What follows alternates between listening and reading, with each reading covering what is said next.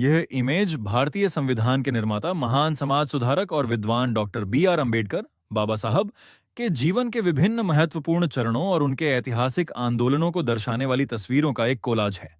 तस्वीरों को ऊपर और नीचे की कतारों में फ्रेम किया गया है, जो उनके जीवन की कहानी को बयां करती हैं।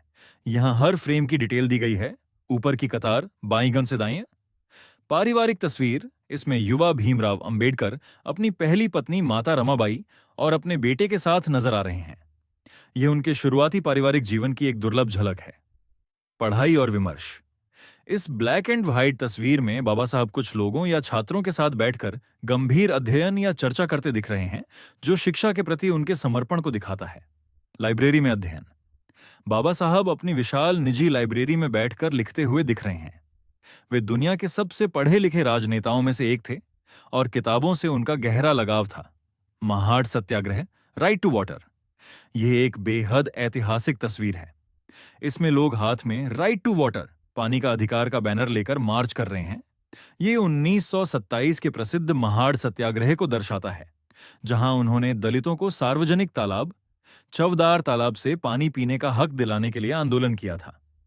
बीच का हिस्सा, बाएं कोने में डॉक्टर अंबेडकर का एक क्लासिक पोर्ट्रेट है, जो उनकी गंभीर और विचारशील छवि को दिखाता है। बीच का बड़ा हिस्सा खाली है, जो किसी टेक्स्ट या वॉलपेपर बैकग्राउंड के रूप में इस्तेमाल करने के लिए छोड़ा गया है। नीचे की कतार बाएं से दाईं, संविधान सभा, डूढ़, संसद, इसमें बाबा साहब भारत के पहले कानून मंत्री के रूप में संसद या संविधान सभा में भाषण देते हुए दिख रहे हैं। पीछे अशोक चक्र, भारतीय राष्ट्रीय प्रतीक, युग का बैकग्राउंड नजर आ रहा है, जो भारत के संविधान निर्माण में उनकी मुख्य भूमिका को दर्शाता है। दीक्षा समारोह 1956, यह तस्वीर नागपुर में 14 अक्टूबर 1956 को हुए ऐतिहासिक धम्म चक्र प्रवर्तन की है, जहां बाबा साहब ने अपने लाखों अनुयायियों के साथ बौद्ध धर्म अपनाया था। बोर्ड पर हिंदी में दीक्षा समारोह 1956 और बैकग्राउंड में भगवान बुद्ध की प्रतिमा साफ देखी जा सकती है। कार्यालय में काम करते हुए इस तस्वीर में बाबा साहब अपने डेस्क पर दस्तावेजों और किताबों के बीच बैठकर देश के लिए काम करते या लिखते हुए दिखाई दे रहे हैं।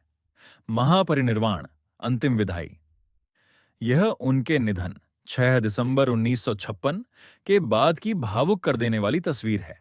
इसमें भारी संख्या में जन सैलाब उनके अंतिम दर्शन के लिए उमड़ा है। पीछे दीवार पर लिखा है, डॉक्टर बी.आर. अंबेडकर अमर रहें।